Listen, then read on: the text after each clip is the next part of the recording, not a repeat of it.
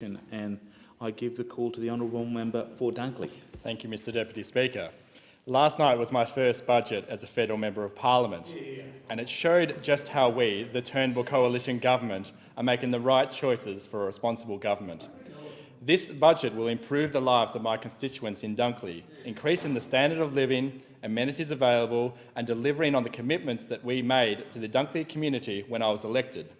Every school in Dunkley, all 51 of them, either will have their funding secured or increased under the fairer, needs-based funding model. I'm proud to be part of the properly implemented Gonski funding, supporting many Dunkley schools, such as Kingsley Park Primary School, neglected by the Victorian budget last week. Medicare is guaranteed.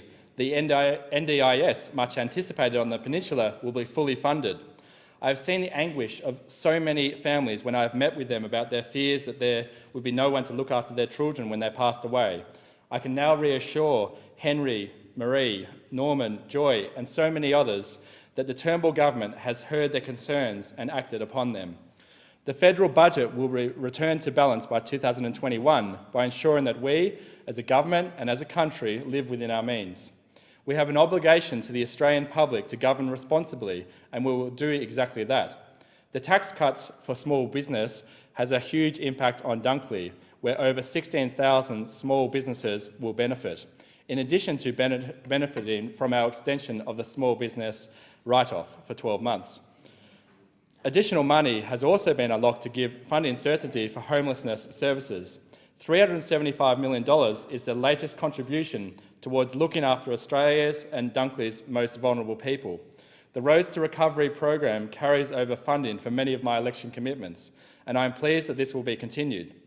Pensioner concession cards will be issued to 92,000 Australians, including many in my electorate.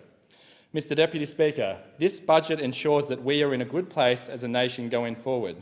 We are fortunate to be in a comparatively positive financial position, and this budget is about making sure that we make the right choices, live within our means and operate on a basis of fairness, ensure our security and have plenty of opportunity for our days ahead.